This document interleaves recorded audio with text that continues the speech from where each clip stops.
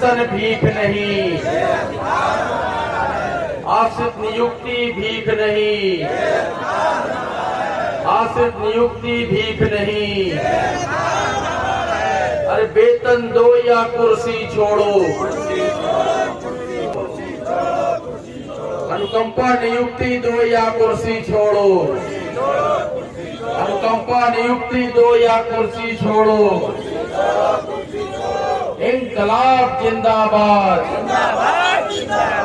Sir, जैसा कि जल निगम मुख्यालय पे आपका 3 दिवसीय धरना प्रदर्शन चल रहा है, सर किन मांगों को लेके आप लोग यहाँ एकत्रित हुए हैं? दिनांक 4 यानी कल से ये हमारा 3 दिवसीय धरना ये शुरू हुआ है।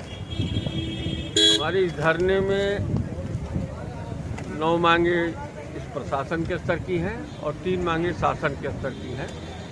शासन के स्तर की मांग है कि जो पिछले 5 महीने से वेतन पेंशन या पहले से भी लगातार चलता रहा है बैकलॉग वेतन पेंशन का, तो जिस तरह से उत्तर प्रदेश पावर कॉरपोरेशन में 2013 से पेंशन ट्रेजरी से दी जाती है, उसी तरीके से जल निगम में भी पेंशन ट्रेजरी से दी जाए।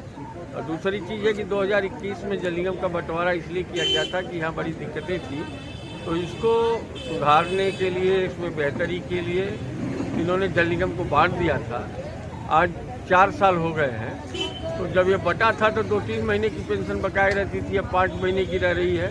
काम तब था और उस समय जो उससे पैसा मिलता था उसकी भी अपेक्षा, तमाम चीज़ें हैं जो वो पूरी नहीं कर पाई। तो इस पॉलिसी को बंद करते हुए जल निगम को पुनः एकीकृत किया जाए और इसका जो प्रबंध निदेशक का पद है वो 1975 के हमारे उत्तर प्रदेश जल निगम और जल संस्थान सीवरेज एक्ट के अनुसार वरिष्ठ तकनीकी अभियंता हो और 7वां वेतनमान जो पूरे प्रदेश में लागू है और देश में 8वां वेतनमान की तैयारी हो रही है, तो हमें 7वां वेतनमान प्रदान किया जाए। ये हमारे शासन की समस्याएं थी। बाकी जो प्रशासन के स्तर पर समस्याएं थी उसमें हमारी 3 मुख्य समस्याएं थी। एक तो हमारी भूख की समस्या है, जो 5 महीने से हमें वेतन पेंशन नहीं मिला है। पिछले अक्टूबर 24 से फरवरी 25 तक का वेतन नहीं मिला है। हमारे 500 साथी अपनी सेवा के दौरान अकाल शहीद हुए, उनके परिवार को शासन के अनुसार जो मृतक आश्रित अनुकंपा नियुक्ति दी जाती है वो नहीं दी जा रही है, जिससे पति तो रहा नहीं और पत्नी अब परेशान है अपने बच्चों को लेकर कि उसका भरण पोषण कैसे हो।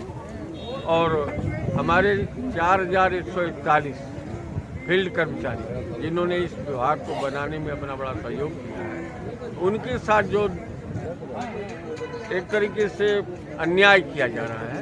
आपको बताऊं 10,581 पद इस फील्ड को 1984 में शासन ने सूचित कर दिया था और उनकी जो नियमितीकरण की तिथि नियुक्ति तिथि से 5 साल बाद थी।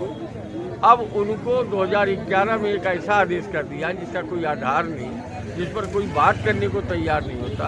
निदेशक मंडल ने जो फैसला ले लिया तो उसके खिलाफ अब उनको एक साथ, चाहे 84 में ज्वाइन किए हों, चाहे 85 में, चाहे 90 में, चाहे 95 में, उनको अब 2011 से नियमित मानते हुए उनको अभी तक जो वेतन मिल रहा था वो आधा हो गया।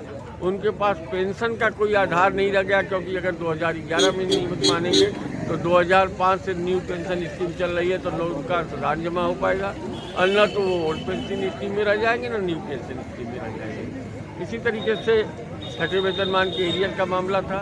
आजकल तो और भी माननीय सुप्रीम कोर्ट का आदेश 6 जनवरी 2025 का, और अभी तक वो नहीं दे पाए क्योंकि पैसा 2 साल पहले आ चुका है।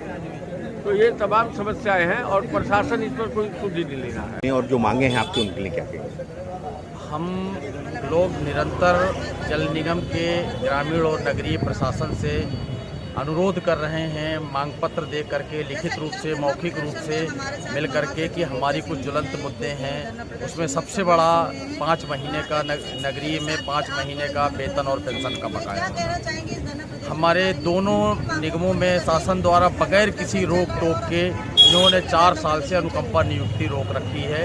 हमारे पीड़ित परिवार बेचारे भुखमरी की कगार पर हैं, उनकी विधवाएं झाड़ू पोछा करने, भीख मांगने के लिए मजबूर हैं और उनको, उनके आश्रितों को नौकरी नहीं दी रही। इसके अलावा एक मुद्दा और भी है कि जो 85 से लेकर के और 89 तक में नियुक्ति हुई है जिन कर्मचारियों की, और उनका नियमितीकरण 1494, 95, 96 से किया गया है। बोर्ड ने 5 साल का मानक तय किया है, उस मानक को पूरा करते हुए हमारे विभाग ने नियमित किया था। उसको शासन ने ज़बरदस्ती और इन नौकरशाहों ने बोर्ड के निर्णय को पलटते हुए उनका तत्काल 2011 से नियमित माना और उनको पेंशन से वंचित कर दिया। उनके रिटायरल ड्यूज में कटौती कर ले रहे हैं। मजबूर होकर के लोग आंदोलन के लिए विवश हैं और कोर्ट जाने के लिए विवश हैं। विभाग हमें जो वेतन पेंशन में पैसा देना चाहिए, उस पैसे को कोर्ट में महंगे महंगे वकीलों की फीस में खर्च कर रहा है। बड़े बड़े लाखों करोड़ों रुपया कोर्ट में बर्बाद कर रहा है। न छठा वेतनमान का एरियर दे रहा है, न नियुक्ति पेंशन दे रहा है और न ही कर्मचारियों को नियुक्ति दे रहा है। विवश होकर के हम लोगों ने आंदोलन की राह अपनाई है। अगर इससे भी ये बात नहीं करेंगे और कोई अच्छा संकेत नहीं देंगे और समाधान नहीं करेंगे, तो हो सकता है कि अगले चरण में होली के बाद हम विधानसभा या हजरतगंज की तरफ भी कूच करने का निर्णय लें, या फिर हम भूख हड़ताल या आमरण अनशन पर विचार करें। और सरकार ने यदि इस पर अंकुश नहीं लगाया, नियमानुसार कार्रवाई करने के लिए जल निगम प्रशासन को प्रेरित नहीं किया, तो हम हो सकता है कि हम 2027 में सरकार के खिलाफ जाकर के भी अपना निर्णय दे सकते हैं।